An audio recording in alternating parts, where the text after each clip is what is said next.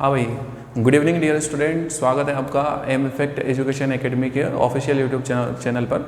उम्मीद करते हैं आप लोग सभी बहुत ही कुशल मंगल होंगे।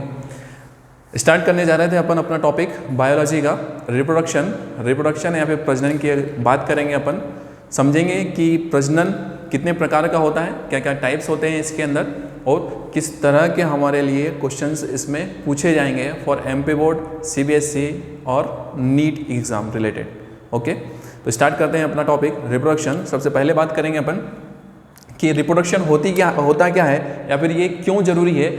रिप्रोडक्शन एक ऐसी प्रोसेस है जिसमें कि कोई भी ऑर्गेनिज्म, कोई भी एक जीव अपने नए जीव का, अपने ही जैसे नए जीव का क्या करता है, निर्माण करता है। तो जब कोई जीव अपने ही जैसे कोई नए जीव का क्या करे, वो निर्माण करे, तो ये जो प्रक्रिया होती है इसे हम क्या बोलेंगे, प्रजनन बोलेंगे या फिर रिप्रोडक्शन बोलेंगे।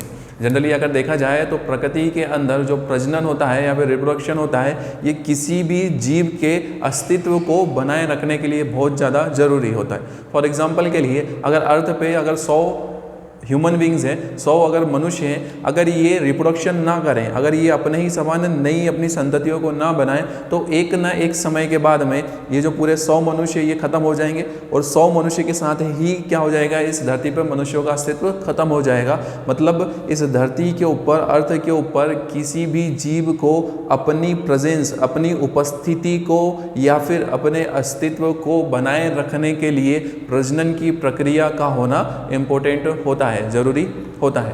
ठीक है, प्रजनन की अगर अपन बात करें तो ये सामान्यतः 3 प्रकार का होता है। एक तो होता है अपने पास में अलैंगिक प्रजनन, दूसरा होता है लैंगिक प्रजनन और तीसरा होता है हमारे पास में वर्धित प्रजनन। अलैंगिक प्रजनन या फिर इसी को हम क्या बोल सकते हैं, असेक्सुअल रिप्रोडक्शन।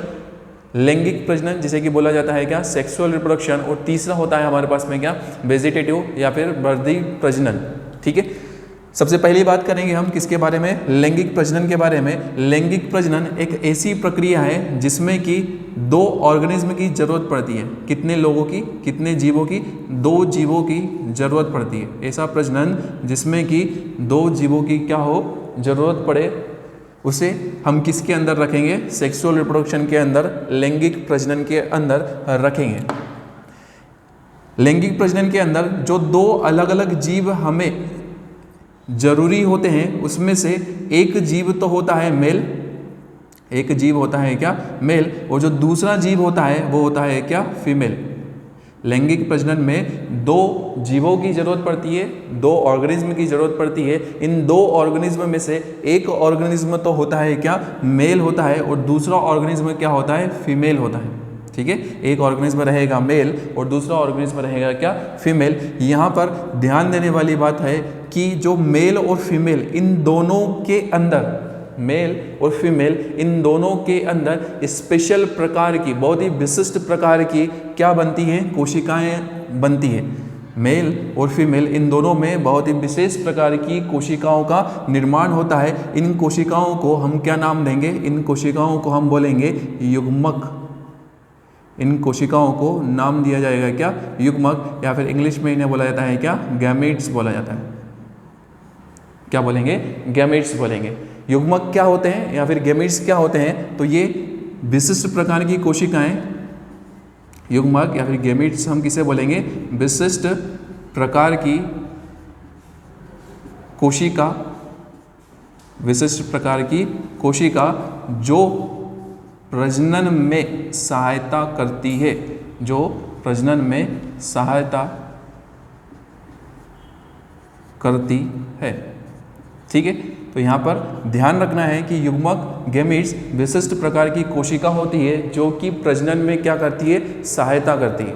ठीक है, युग्मकों का या फिर गैमेट्स का निर्माण किस में होता है, तो वो सिर्फ और सिर्फ किसके अंदर होगा, लैंगिक प्रजनन के अंदर, सेक्सुअल रिप्रोडक्शन के अंदर होता है। ठीक है, इसके अंदर हमने पढ़ा कि जो सेक्सुअल रिप्रोडक्शन होगा इसमें 2 जीव तो होंगे, इसमें से एक होगा मेल और दूसरा होगा क्या, फीमेल। और मेल और फीमेल दोनों के अंदर क्या बनेंगे, युग्मक बनेंगे, गैमेट्स बनेंगे। यहाँ पर ध्यान देने वाली बात यह है कि मनुष्य के अंदर जो मेल होता है, मनुष्य के अंदर जो मेल होता है, नर होते हैं, इनके अंदर बनने वाला जो गैमीट होता है इसको हम क्या बोलेंगे, शुक्राणु बोलेंगे। इसे क्या बोला जाएगा? शुक्राणु बोला जाएगा। ठीक है, मेल के अंदर, मनुष्य के जो मेल होते हैं, पुरुष जो होते हैं, इनके अंदर बनने वाले जो स्पेशल कोशिकाएं, विशिष्ट कोशिकाएं होती है, इन्हें हम क्या बोलेंगे? शुक्राणु बोलेंगे। ठीक है, इसी प्रकार से जो फीमेल होती हैं, मनुष्य के अंदर जो फीमेल होती हैं, इनके अंदर बनने वाले जो गैमीट्स होंगे, इन्हें हम क्या बोलेंगे? अंडाणु बोलेंगे। इन्हें बोला जाएगा क्या? अंडाणु। तो ये ध्यान रखना है। ठीक है, सबसे पहली चीज हमने पढ़ा क्या? लैंगिक प्रजनन, सेक्सुअल रिप्रोडक्शन। ऐसा प्रजनन जिसमें कि दो जीवों की हमें जरूरत पड़ेगी, उसे हम क्या बोलेंगे? लैंगिक प्रजनन। इन दो जीवों में एक तो हमारा मेल होगा और दूसरा हमारा क्या होगा? होगी फीमेल होगी। ठीक है, मेल और फीमेल इन दोनों में विशिष्ट प्रकार की कोशिका का निर्माण होगा, जो कि प्रजनन में क्या करेगी? सहायता करेगी। इन विशिष्ट प्रकार की कोशिकाओं को हम क्या नाम देंगे? युग्मक या फिर गैमीट्स नाम देंगे। हमने पढ़ा कि मनुष्य के अंदर जो मेल होता है, इसके अंदर जो युग्मक बनता है, उस युग्मक को हम बोलते हैं क्या? शुक्राणु, या फिर हिंदी इंग्लिश की अगर अपन बात करें तो इंग्लिश में इसे हम बोलेंगे क्या? स्पर्म बोलेंगे। ठीक है, और फीमेल के अंदर जो गैमीट बनता है उसे हम बोलते हैं अंडाणु, या फिर इंग्लिश में हम इसे बोलेंगे क्या? ओवम बोला जाएगा। ठीक है, यहाँ पर ध्यान देने वाली बात यह है कि हमें बायोलॉजी के अंदर हिंदी और इंग्लिश इन दोनों लैंग्वेज को एक साथ में लेकर के चलना है। चाहे वो हिंदी मीडियम वाला स्टूडेंट अगर कोई भी देख रहा हो, इस चीज़ को अपने दिमाग के अंदर बैठा करके रखे कि बायोलॉजी में हिंदी का जितना रोल होता है उतना ही इंग्लिश का भी रोल होता है। तो इंग्लिश के वर्ड्स, इंग्लिश के जो शब्द हैं, इन्हें भी ध्यान में रखना क्या है? ज़रूरी है। इसलिए शुक्राणु भी ध्यान में रखना है और स्पर्म, अंडाणु और ओवम, इन दोनों वर्ड्स को हमें क्या करना है? ध्यान में रखना है। ये जो पूरी प्रक्रिया होती है, ये किसके अंदर होती है? लैंगिक प्रजनन के अंदर। किसके अंदर होगा? लैंगिक प्रजनन के अंदर। ठीक है, कहानी क्लियर? इसके साथ में जो अगला प्रकार हमारा आता है प्रजनन का, उसे हम बोलेंगे क्या? अलैंगिक प्रजनन। अलैंगिक प्रजनन एक ऐसा प्रजनन होता है जिसमें कि केवल और केवल एक जीव की क्या होती है? आवश्यकता होती है। एक जीव की क्या होगी? आवश्यकता होगी। वो अकेला जीव ही क्या कर लेगा? अपने नए जीव का या फिर नई अपनी जो संतति होगी उसका क्या कर लेगा? निर्माण कर लेगा। तो ऐसा रिप्रोडक्शन, ऐसा प्रजनन जिसमें कि एक अकेला जीव अपनी नई संतति का क्या कर ले? निर्माण कर ले, उसे हम बोलेंगे अलैंगिक प्रजनन या फिर असेक्सुअल रिप्रोडक्शन इसे कहा जाएगा। ठीक है, अगली स्पेशल चीज़ कि ये जो अलैंगिक प्रजनन करने वाले जीव होते हैं, इसके अंदर युग्मकों का निर्माण नहीं होता है। युग्मकों का निर्माण नहीं होता है। इनके अंदर कोई भी स्पेशल प्रकार के गैमेट्स नहीं बनेंगे। ठीक है, कोई भी स्पेशल प्रकार के इसके अंदर कोई भी गैमेट्स नहीं बनेंगे। कहानी क्लियर?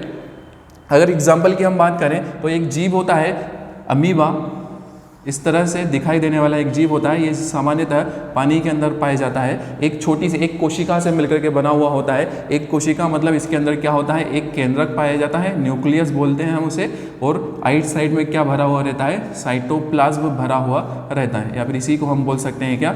कोशिका द्रव्य। इसी के अंदर क्या भरा हुआ रहेगा? कोशिका द्रव्य या फिर साइटोप्लाज्म रहेगा। ये जो amoeba same as it is ऐसा दिखाई देता है। ये जो अमीबा रहता है, ये अपना जैसे ही वयस्क अवस्था आती है, एडल्ट स्टेज आती है, ये अपने अंदर से दो छोटे छोटे से हिस्सों में क्या हो जाता है? डिवाइड हो जाता है। दो अलग अलग भागों में डिवाइड हो जाएगा, और ये दोनों की दोनों जो अलग अलग हिस्से बने हैं, ये जो दोनों की दोनों अलग अलग हिस्से, या फिर यूँ कहें कि जो दो अलग नए अमीबा बने हैं, ये स्वतंत्र रूप से अब अपना जीवन क्या करेंगे? व्यतीत करेंगे। मतलब एक जीव जो था वो विभाजित हुआ, दो जीवों का उसने क्या कर लिया? निर्माण कर लिया। ठीक है, एक जीव से ही क्या हो गए? दो अलग अलग जीव बन गए, दो अलग अलग संतति बन गए। किसी दूसरे की जरूरत पड़ी क्या? बिल्कुल इसके अंदर जरूरत नहीं पड़ी। मतलब ये हमारा किसका एग्जाम्पल है? असेक्सुअल रिप्रोडक्शन का, अलैंगिक प्रजनन का। हमने देखा कि इसके अंदर कोई भी स्पेशल प्रकार की कोशिका का निर्माण नहीं हुआ है, बल्कि ये बीच में से दो हिस्सों में बट करके दो अलग अलग जीवों को क्या कर चुका है? निर्माण कर चुका है। कोई भी विशिष्ट कोशिका का निर्माण नहीं हुआ। मतलब विशिष्ट कोशिका मतलब युग्मकों का इसके अंदर निर्माण नहीं हुआ है। ठीक है, ये जो प्रजनन होगा वो कहलाया जाएगा क्या? अलैंगिक प्रजनन या फिर असेक्सुअल रिप्रोडक्शन कहलाया जाएगा। ठीक है, इसका एग्जाम्पल की अगर अपन बात करें तो हमारे पास में है क्या? अमीबा। अमीबा के अंदर क्या पाया जाता है? अलैंगिक या फिर असेक्सुअल रिप्रोडक्शन पाया जाता है। ठीक है, तो दो प्रकार के प्रजनन हुए हमारे पास में, एक तो हुआ लैंगिक प्रजनन जिसमें कि दो जीवों की आवश्यकता पड़े, एक जीव हमारा मेल हो, नर हो, और दूसरा हो फीमेल, मादा हो, और दोनों के अंदर विशिष्ट प्रकार की कोशिकाओं का निर्माण हो, तो उसे हम कहेंगे क्या, लैंगिक या फिर सेक्सुअल रिप्रोडक्शन। और इसके जस्ट अपोजिट वाला क्या हो जाएगा हमारे पास में, असेक्सुअल या फिर अलैंगिक प्रजनन कहलाया जाएगा। तो फिर बात आती है वर्धी प्रजनन की, वेजिटेटिव रिप्रोडक्शन की। वेजिटेटिव रिप्रोडक्शन हम किसे कहेंगे, इसमें तो देख लिया कि दो जीवों की जरूरत होगी, इसके अंदर एक जीवों की जरूरत होगी। वेजिटेटिव रिप्रोडक्शन में क्या होता है, तो सामान्यतः इसका एग्जाम्पल की अगर अपन बात करें तो जो वर्धी प्रजनन होता है ये देखने को मिलता है हमें किसके अंदर, प्लांट्स के अंदर। किसके अंदर, प्लांट्स के अंदर, पौधों के अंदर ये देखने को मिलता है। जैसे कि एग्जाम्पल आपने अगर देखा हो, आपके घर के अंदर अगर आलू कुछ दिन के लिए बेचारा अकेला बैठा हुआ रहे, कहाँ पर, किचन के अंदर। कहाँ पर, किचन के अंदर। अगर आलू थोड़े ही दिन के लिए हम उसको भूल जाएं बनाना, थोड़े दिन के लिए वो अगर रखा हुआ रहे, तो होता ये है कि इस आलू के ऊपर कुछ गड्ढे पाए जाते हैं, इन गड्ढों के अंदर छोटे छोटे से पोर्स होते हैं, यहाँ पर क्या हो जाता है, कुछ स्ट्रक्चर बनने लगता है, एकदम हरे कलर की कुछ स्ट्रक्चर, एक विशेष प्रकार की चीज़ बनने लगती है। और अगर इन्हें काट करके हम किसके अंदर, मिट्टी के अंदर लगा देंगे, तो ये जितने भी छोटे छोटे से हरे कलर के संरचनाएं दिख रही हैं, ये प्रत्येक संरचना एक नया आलू का क्या बना लेगी, पौधा बना लेगी, एक नया आलू का क्या बना लेगी, प्लांट बना लेगी। तो इस प्रकार का जो रिप्रोडक्शन होगा उसे हम कहेंगे क्या, वर्धी प्रजनन या फिर वेजिटेटिव रिप्रोडक्शन। क्या बोलेंगे, वेजिटेटिव रिप्रोडक्शन, वर्धी प्रजनन। ठीक है, तो ये ध्यान रखना है। पहली चीज़ तो अलैंगिक हुआ, दूसरा हमारे पास में लैंगिक हुआ, और तीसरा हमारे पास में हुआ क्या, वर्धी प्रजनन। वर्धी प्रजनन में एक खासियत है कि इसके अंदर कुछ विशिष्ट प्रकार की चीज़ें बन रही हैं। वर्धी प्रजनन के अंदर कुछ विशिष्ट प्रकार की कोशिकाओं का क्या हो रहा है, निर्माण हो रहा है। जैसे कि लैंगिक प्रजनन में विशिष्ट प्रकार की कोशिकाओं का निर्माण हुआ, सेम इसी प्रकार से वेजिटेटिव रिप्रोडक्शन में कुछ विशिष्ट प्रकार की कोशिकाओं का निर्माण हुआ। जैसे कि आलू के अंदर ये जो ग्रीन संरचनाएं होती हैं, ये विशिष्ट प्रकार की कोशिकाएं कहलाती हैं। इन्हें हम बोलते हैं क्या, बड बोला जाता है, या फिर इन्हीं को हम क्या बोलते हैं, कलिका। क्या बोलेंगे, कलिका। ठीक है, बर्ड्स या फिर कलिका बोला जाएगा। का एक ही एग्जाम्पल है आलू का, आलू के बहुत सारे वर्धी प्रजनन के बहुत सारे एग्जाम्पल हो सकते हैं। जैसे कि फॉर एग्जाम्पल के लिए बात करें, आपने देखा होगा शुगर केन या फिर गन्ने की अगर अपन बात करें, अगला एग्जाम्पल इसका गन्ना, ऐसा स्ट्रक्चर इसका होता है, इस तरह से लगा हुआ रहता है ज़मीन के अंदर। कुछ यहाँ पे नोड, मतलब ऐसे गठाने पाई जाती है, नोड इंटरनोड्स पाए जाते हैं इसके अंदर। तो होता ही है कि जब गन्ने की खेती की जाती है, तो इसे अगर बीच में से यहाँ से ऐसे अगर काट करके अगर क्या कर दिया जाए, ज़मीन के अंदर गाड़ दिया जाए, ऐसे सीधे रख दिया जाए, तो इनके ये जो नोड्स, इंटरनोड्स होते हैं, यहाँ से क्या होने लगता है, ऐसे कुछ जड़ें, कुछ रूट्स बनने लगती हैं, और क्या कर लेता है, ये नए प्लांट का निर्माण कर लेता है। उस पौधे का ही कुछ हिस्सा एक नए पौधे का क्या कर रहा है, निर्माण कर रहा है। क्या कहलाया जाएगा, वेजिटेटिव रिप्रोडक्शन या फिर वर्धी प्रजनन कहलाया जाएगा। ठीक है, कहानी क्लियर। तो रिप्रोडक्शन तीन प्रकार का, अलैंगिक, लैंगिक एंड द वेजिटेटिव वर्धी प्रजनन, सेक्सुअल, असेक्सुअल और वेजिटेटिव। अलैंगिक प्रजनन जिसमें कि केवल हमें एक ऑर्गेनिज्म की जरूरत होती है, इसके अंदर कोई भी विशिष्ट प्रकार की कोशिका या फिर युग्मकों का निर्माण नहीं होता है। इसका एग्जाम्पल हमने पढ़ा है क्या, अमीबा। इसके अलावा हम अगर इसके एग्जाम्पल की बात करें तो हमारे पास में है हाइड्रा। अब हाइड्रा क्या चीज़ होती है, तो एक पानी के अंदर ही रहने वाला एक जीव होता है, इस तरह से दिखाई देता है। ठीक है, नहीं देखा होगा वैसे तो आपने, इसी तरह का दिखाई देता है। ये जो हाइड्रा होता है, ये जो हाइड्रा होता है, ये कौन सा प्रजनन प्रदर्शित करता है, अलैंगिक प्रजनन प्रदर्शित करता है। हाइड्रा हुआ, या फिर एक और नाम अगर हम बोलें प्लाज्मोडियम, प्लाज्मोडियम, प्लाज्मोडियम।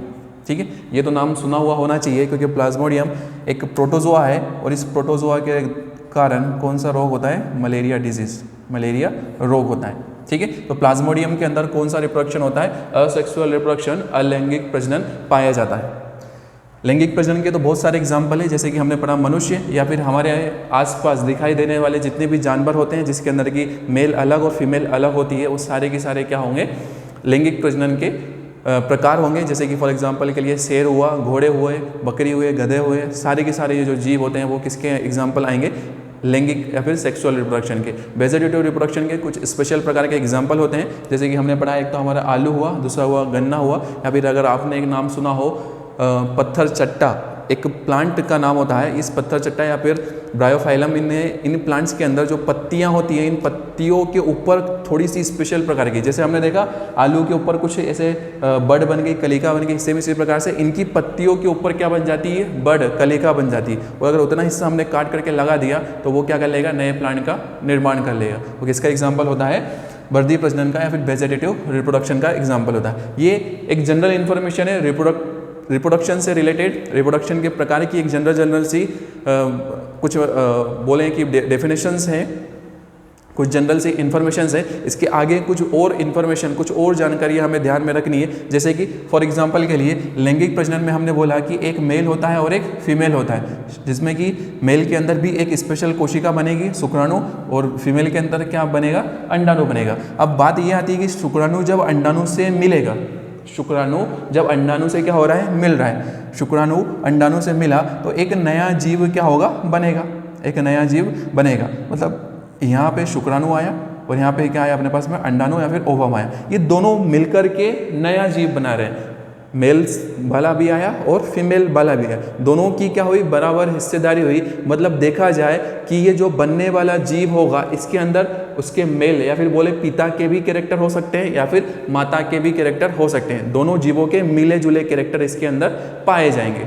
ठीक है, इन दोनों के मिले जुले कैरेक्टर्स इसके अंदर पाए जाएंगे। किसी भी एक के पूरी तरह से इसके अंदर इंपॉर्टेंट मतलब कुछ स्पेशल रोल नहीं होगा। दोनों का 50-50% इसके अंदर क्या होगा, कंट्रीब्यूशन होगा। जैसे फॉर एग्जांपल के लिए बोलते हैं उन्होंने कहा भैया उसकी नाक उसके पापा के जैसे मिल रही है, या फिर बोलें कि उसकी हाइट जो है वो उसकी मम्मी के ऊपर हाइट गई है, छोटी सी हाइट है। ठीक है, ये सारी चीज़ें हैं। तो ध्यान रखना है कि मेल और फीमेल में शुक्राणु अंडाणु जो बनेंगे, स्पर्म ओवम जो बनेंगे, ये अपना 50-50% कॉन्ट्रीब्यूशन करेंगे नए जीव के लक्षणों का या फिर उसका जो रंग रूप या फिर जो स्वरूप होगा उसको बनाने के लिए। लेकिन जो असेक्सुअल रिप्रोडक्शन होता है इसके अंदर किसी भी युग्मक का निर्माण नहीं हो रहा है, ना तो इसके अंदर मेल है ना ही कोई फीमेल है। एक अकेला जीव है और अकेला जीव दो अलग अलग हिस्सों में क्या हो चुका है, बढ़ चुका है। जैसे कि फॉर एग्जाम्पल के लिए हमने पढ़ा था अभी अमीबा दो अलग अलग हिस्सों में क्या हो चुका है, बढ़ चुका है। किसी भी दूसरे ऑर्गेनिज्म की इसमें कोई भी हिस्सेदारी नहीं थी, ये अकेला दो अलग अलग भागों में डिवाइडेड हुआ। मतलब ये बनने वाले जो दोनों की दोनों अमीबा होंगे ये पूरी तरह से किसके जैसे दिखाई देते हैं, इस पेरेंट्स अमीबा, इस पेरेंट अमीबा के जैसे दिखाई देते हैं। हूबहू किसके जैसे दिखाई दे रहे हैं, पेरेंट अमीबा के जैसे दिखाई देते हैं। ठीक है, बायो में एक चीज ध्यान रखना कि जब कोई जीव हूबहू अपने पेरेंट्स के जैसे दिखाई दे, कोई जीव हूबहू अपने पेरेंट्स के जैसे दिखाई दे तो उसे हम बोल देते हैं क्लोन। एक वर्ड है क्लोन। तो क्लोन का मतलब होता है कि कोई भी जीव या फिर कोई भी ऑर्गेनिज्म संतति जब अपने पेरेंट्स के जैसे दिखाई देने लगे हूबहू तो उसे हम क्या नाम देंगे, क्लोन देंगे। तो क्लोन का निर्माण कौन से प्रजनन में होता है, अलैंगिक प्रजनन में, असेक्सुअल रिप्रोडक्शन के अंदर होता है। क्या सेक्सुअल रिप्रोडक्शन में क्लोन बनेंगे, क्या सेक्सुअल रिप्रोडक्शन में क्लोन का निर्माण नहीं होता है, क्योंकि इसके अंदर मेल और फीमेल इन दोनों के 50-50% क्या आते हैं, कैरेक्टर्स आते हैं। ठीक है, कहानी क्लियर। वेजिटेटिव रिप्रोडक्शन की अगर अपन बात करें तो इसके अंदर भी क्लोन का निर्माण क्या होता है, संभव होता है, क्योंकि एक अकेला ही जीव क्या कर रहा है, एक अकेला ही जीव क्या कर रहा है, नए जीव का निर्माण कर रहा है। अगर आलू के बहुत सारे प्लांट बन रहे हैं तो वो हूबहू किसके जैसे होंगे, इस आलू के जैसे ही होंगे। अगर मान लिया कि इस आलू के अंदर कोई भी रोग अगर उत्पन्न है, इसके अंदर कोई भी बीमारी अगर है तो वो बाकी के सारे प्लांट्स के अंदर जाने की पॉसिबिलिटीज़ क्या होगी, इसके अंदर ज़्यादा होगी, इसमें वेजिटेटिव रिप्रोडक्शन के अंदर। ठीक है, तो आज के लिए इतना ही काफ़ी अपने लिए। आगे का नेक्स्ट लेक्चर में अपन कंटिन्यू करेंगे सेक्सुअल रिप्रोडक्शन के बारे में और ह्यूमन रिप्रोडक्टिव सिस्टम मानव प्रजनन अंग के बारे में सारी डिटेल्स एक सिलसिलेवार तरीके से अपन हर एक लेक्चर के अंदर कंप्लीट करेंगे। इसी तरह से साथ बने रहिए और वीडियो को लाइक और शेयर करते रहिए।